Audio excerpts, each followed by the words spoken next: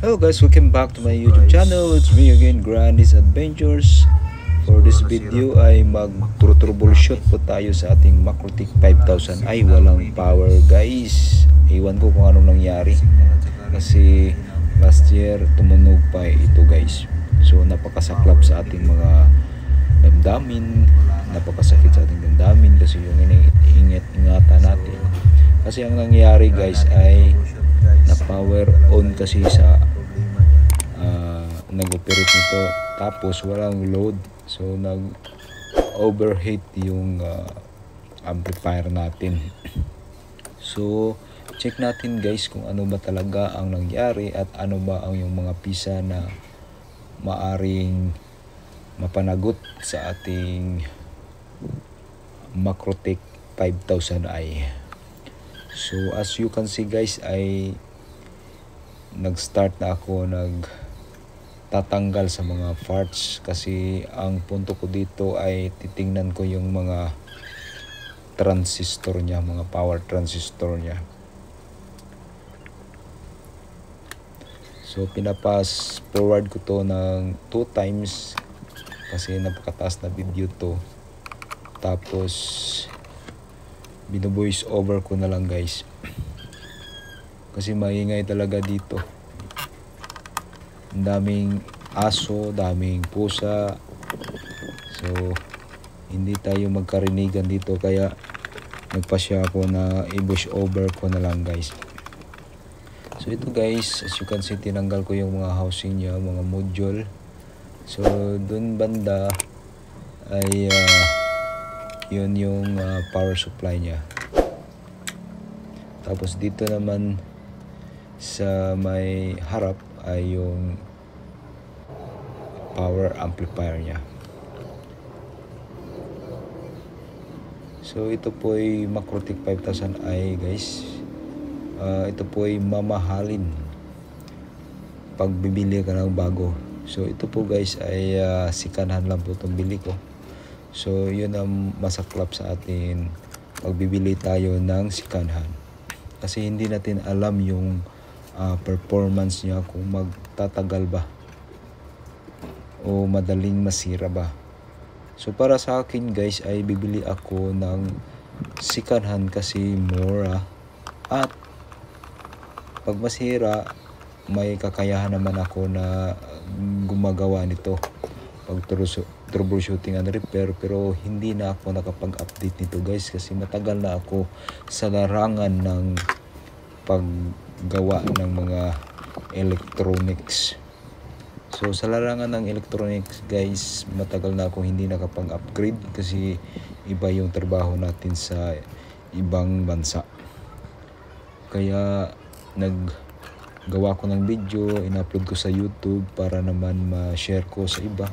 Kung mayroon kayong natutunan guys kung ano yung mga problema sa yung mga amplifier, so comment down below na lang sa ating comment section. Baka may ma-share ako tapos kayo may share din.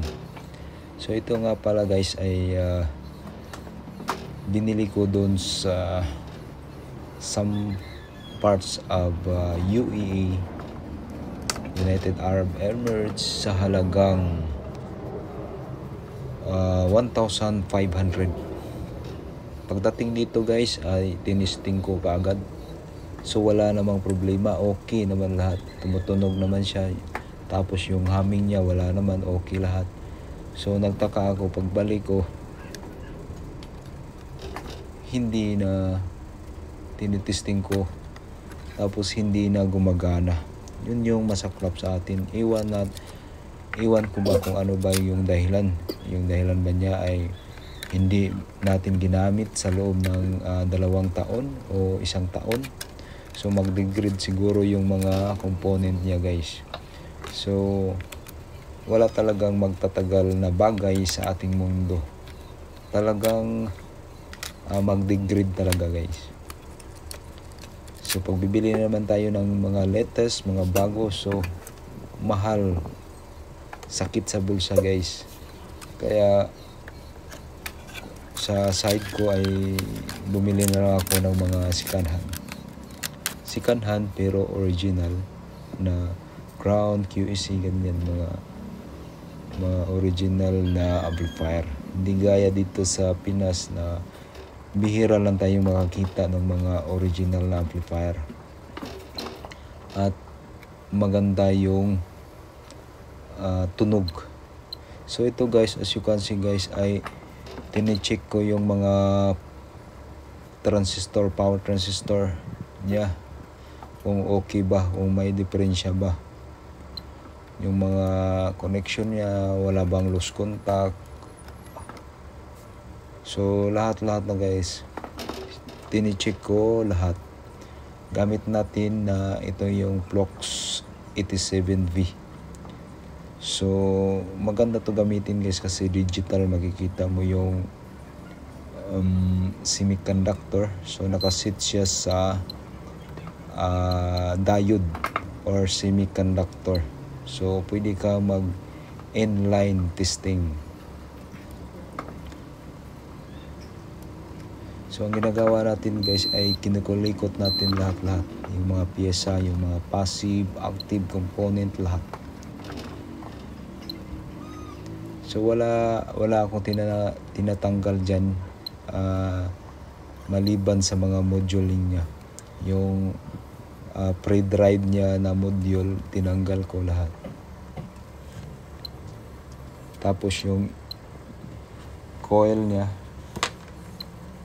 tinanggal ko rin para hindi ako mahirapan sa pag-troubleshoot, kasi nasa ilalim talaga yung power transistor niya guys. So yung gamit niya na transistor ay isang metal oxide semiconductor. So medyo mahirap guys kasi kung sa bagay pa ay kinakalawang na tayo dito. So pera na lang sa mga expert dito o nakaranas ng mga ganitong sakit sa ating amplifier. So itong Macrotech 5000 ay hindi medyo kalumaan. Medyo mahal din to guys pag brand new yung bibilhin nyo. So check nyo na lang sa Google, sa YouTube, o magkano yung presyo niya. So talagang mataas na video guys kasi hindi ko talaga yung iba kinat ko, yung iba pinapass forward ko lang. So nakikita nyo, pinapass forward ko yan.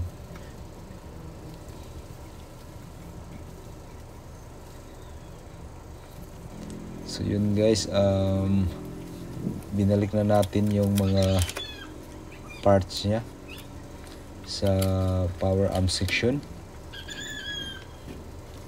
So dito guys ay yung mga connecting connect lug, ito po tinatawag na connecting lug, ay medyo hindi masikip. So medyo maluwag guys, so hinigpitan natin kasi baka dito pag vibrate ng speaker tapos bumibrate din yung amplifier natin, so may umalog-alog dun sa loob. So magkukos din yan ng problema sa ating amplifier. Mag-lose contact o lost connection, yun. So madaling masira yung equipment natin. So as you can see naman guys, ay in-adjust ko yung mga terminal lang niya, o ano ba yung tawag sa iba.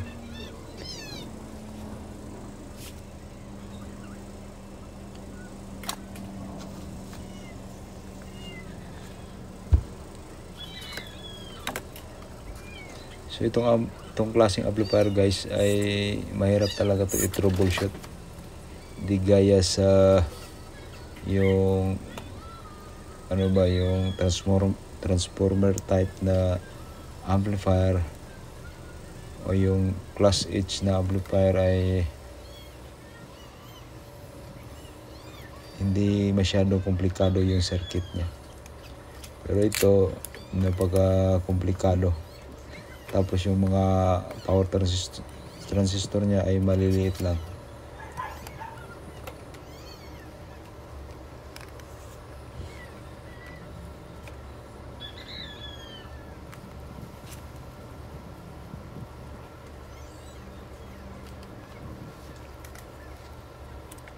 So dito guys, hinigpitan ko talaga yung mga terminal lang niya para sa ganon hindi mag-lose contact. Yun ang importante guys. Pag magdamagan yung service nyo, may service ka, pag magdamagan yung amplifier natin ay umiinit yan guys. So habang umiinit siya ay magkaroon ng current drop kasi umiinit yung connection natin. So may tendency na mag-lose contact. So 1 seconds or microseconds lang guys na may lose contact yung amplifier natin, magkaroon ng problema sa ating amplifier. So wag nating kalimutan na mahalaga talaga yung hindi maluwag yung ating connection. So medyo mataas pa to na video guys.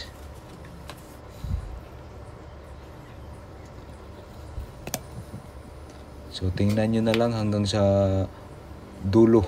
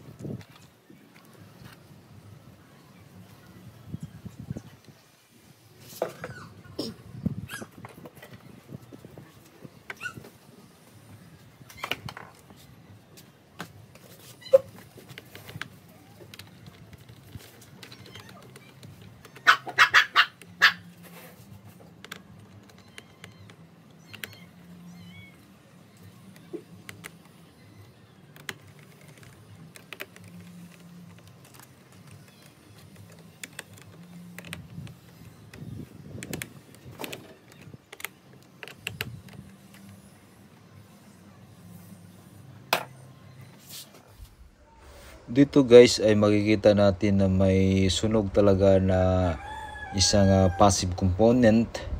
So pinalitan ko. Ito lang yung pinalitan ko, walang iba. So ito lang yung nakita ko eh. So ito lang yung diferensya. So try natin hanggang matapos to na video. Binalik ko yung mga parts, mga housing niya, module, lahat-lahat na. So tingnan nyo na lang guys hanggang sa dulo guys.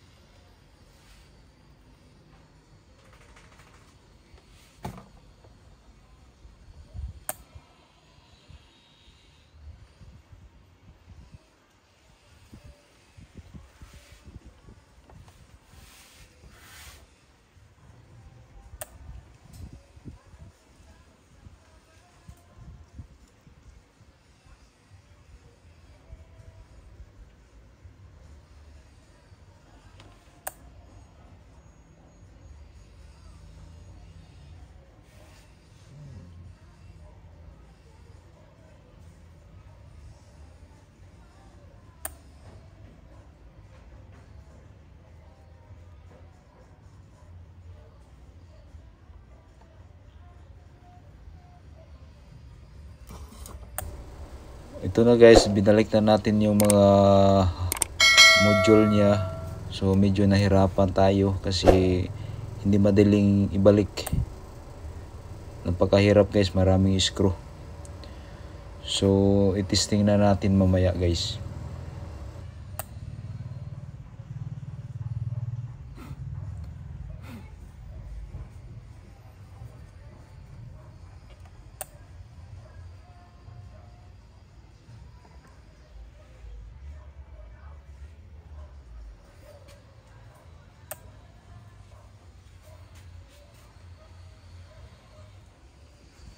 So ito na guys, may power na siya. Ito na guys, tumutunog na yung Macrotek 5000i natin. Maraming salamat sa panonood nyo. Hanggang sa muli natin pagkikita dito lang sa Grandes Adventure.